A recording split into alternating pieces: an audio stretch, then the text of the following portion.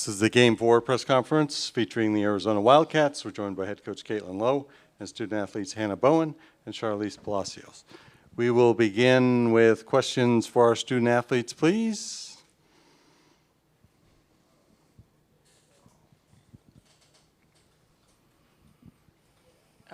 This one's for Sharlize. Ian Sachs at Arizona PBS. When you committed to Arizona, you said you wanted to win a national championship for the Wildcats and to hit a home run in your first game here this year. How special was that, and what went into that at bat?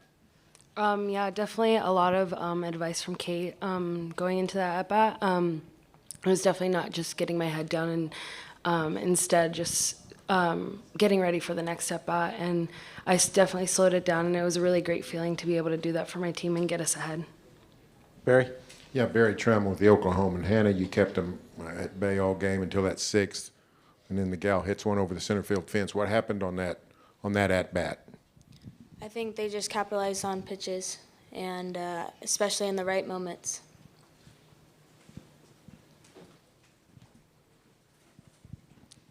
Troy Hutchison, GoEasyCats.com. Sharlize, just you guys as a whole entire team today, you seem to be able to put together good at-bats, get runners on base, but the strikeout numbers were kind of high today. What were you guys seeing at the plate? Yeah, I think we're seeing one of the best pitchers in the country. I think that's the big part. She's a really good pitcher, and there's going to be strikeouts, but I think the way we bounce back, a big part of our momentum shift was when Sophia Carroll got that amazing up the middle hit, and everyone kind of opened their eyes and like, hey, let's pass the bat, we can do this. And I mean, we're facing one of the best, and they were facing one of the best too. So I think that's what the game ended up to be. Go to PJ Brown. Hi. This one's for, let's see, I guess this one's for Hannah Bowen. What was working for you today? I mean, there was so much that you were just getting out of jams, and you were pitching really efficiently, and then the sixth inning happens. But what was working for you today up till that point? I think just moving both sides and using my off speed to keep them off stride, go up in the zone and start getting jams. Anything else for our student athletes? One more over here. For either one of you guys, what will be the mindset going into tomorrow? How do you erase today and just look ahead to tomorrow? Let's go with both, and we'll start with Sharlize. I definitely think that us not getting our heads down is the biggest thing. We played an amazing game, and it was one pitch that changed the difference. And you take away that pitch, and it's a different game.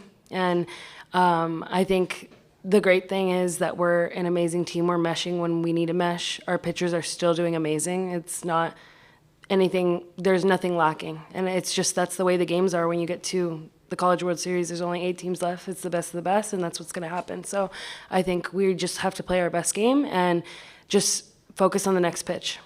Hannah? Like Shar said, we have to keep our heads up and not get down on ourselves, because I believe in this team. I believe so heartedly.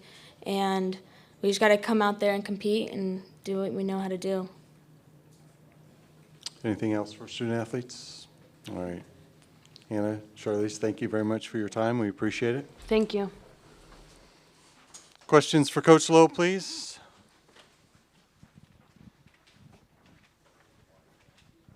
Kim Doss from Arizona Desert Swarm. Kate, was there... Hi. In person. Yeah. Was there any thoughts after Bo had that trouble before the sixth where she loaded the bases? Was there any thoughts of going with Devin at the beginning of the next inning, or did you think because she got out she was gonna? I thought when she got out of that, it rolled her into the next one, and I thought she had the stuff to get through them.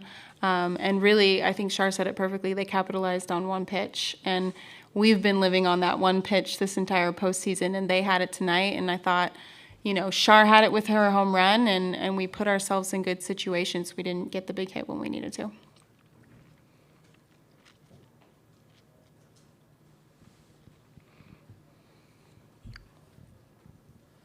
Shar mentioned that strikeouts happen throughout softball games all the time, but how did you feel that your hitters did at the plate today against Maxwell out there?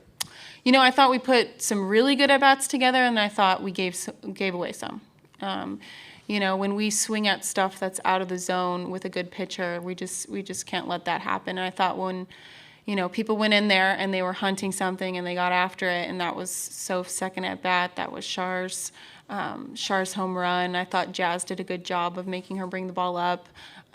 We can't let strike three happen so quickly, and I think that's where the maturity comes in. Being able to slow those moments down. And I thought Allie Skaggs did that at the beginning, and one pitch got away from her in that last at-bat. But here's the thing, I choose Jasmine getting on, and I choose Janelle and Shar and Skaggs in that same scenario over and over and over again. And they're going to get those chances again, probably tomorrow. And I still want them in those moments. Back. Coach Ian Sachs, Arizona PBS. One of just a few rookie head coaches to get to this point in your first season. What has this experience been like, and to be playing on this big stage now here in Oklahoma City? It's cool, but honestly, being here with the team, I feel like this is second home for us, and I love that they expect to be here every year. And when you go to Arizona, that is the expectation that hopefully we will be playing here at the end of the year. And we got to experience it. A lot of us as freshmen last year got to experience a different team on the field, but man, it does a lot for helping you grow up as a player. So it's been exciting for me. I'm able to slow these moments down, and hopefully I can help them slow those moments down as well. And back. Hi, Coach. Ashley Stevens with Arizona PBS as well. How special was it to have Mike Kendrea here, and will you be speaking with him after today's loss and to kind of get in his headset? I know you've been under him for quite a while. Of course. We talk after wins and losses, and that's the greatest thing about him. He's there when it's hard, and he's there in the good times as well. And he will always, I will always probably annoy him too much and ask him too many things, but it's just amazing to have his support, and he's been with this team throughout this entire season. Barry. Yeah, Barry Trammell with the Oklahoma. Arizona has a history of playing the Sooners in this event. You got a taste of Oklahoma State. Was it a similar atmosphere? Whatever difficulty, if there's difficulty in that, was it any different than what you faced before? Normally, I would say, yes, there's more difficulty, but really, we've been playing big away games this entire postseason, and I think it was almost just another game for us because that's what we've been facing, the SEC on the road. And let me tell you, it gets pretty loud. So we knew it was going to be a tough game. We knew they were going to have the crowd, and I thought our family and friends held their own amongst that crowd, so I was pretty proud of that. Back over there. One more time, Coach. Transitioning from a player to a coach in these moments, are there any differences in your mentality as a coach? And what do you encourage or, help your players get familiar with the moment? What do you do? Well, I think as a coach, you're helping 18 different individuals control their own moments, and they all handle it differently. They all handle it differently than I did as a player, and there's no right or wrong way. It's just their experience, and I think being in tune to what they need in a given moment and, what they need after a game like this, because it's hard to turn it around in 24 hours and be ready for the next game. But Oregon State and, we're in the same boat. We just took that loss and we're playing each other. So it's who's going to show up more so in the headspace because we have the talent. Both teams have the talent, but who's going to show up ready to play? Ian. Hi, Coach. Me again over here. You mentioned that run that you went through of going and playing at those power SEC schools. What's been the magic formula for this team that has gotten so hot so late? We believe in each other and everyone to do their jobs, and I think we realized that we didn't have to fight ourselves solo.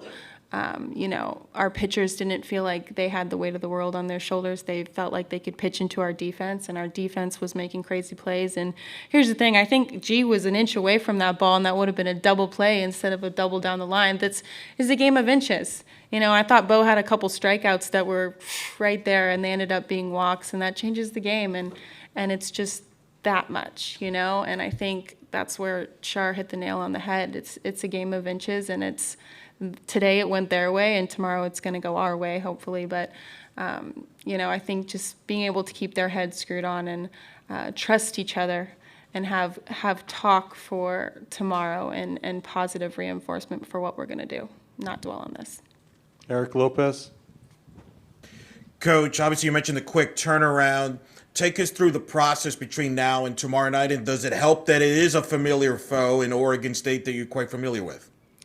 I think it helps in the sense that we're not going to, obviously we'll do our homework, but we know them and they face those pitchers, and our pitchers have faced those hitters, and I think that helps us a little bit for the turnaround. Yeah. PJ Brown? Hi, Kate. I'm on Zoom. Hi. Unfortunately. Fortunately, the plane didn't get me there. This was a great game. Unfortunately, you just ended up on the wrong side of it. Now, as you talk to your team, what's your message to sort of get them in the same headspace for tomorrow, that they come out the same way they came out today? Well, I think we talk about how those, that one pitch can change the course of a game, and they have to believe that the next pitch is going to be their best pitch, whether they struck out 3 times today or not at all. And I think that hope and that working towards the next one, because it's going to turn around. I think that's what we've been doing all postseason. We start striking out and we end with base hits that matter. So I think just keeping their heads screwed on and knowing that the next one's going to be better. All right, last one here. Coach, obviously you guys have played Oregon State this season and a lot in the Pac-12. Mazon's been one of their better players throughout the year. She did not play in the first game. She was unavailable. How do you go about preparing for a team when one of their best players may or may not play?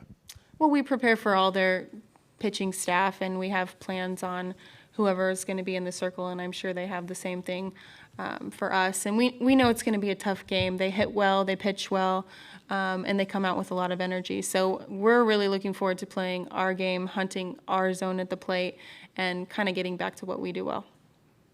Coach, thank you very much for Thank your time. you. We appreciate it. Thanks, guys.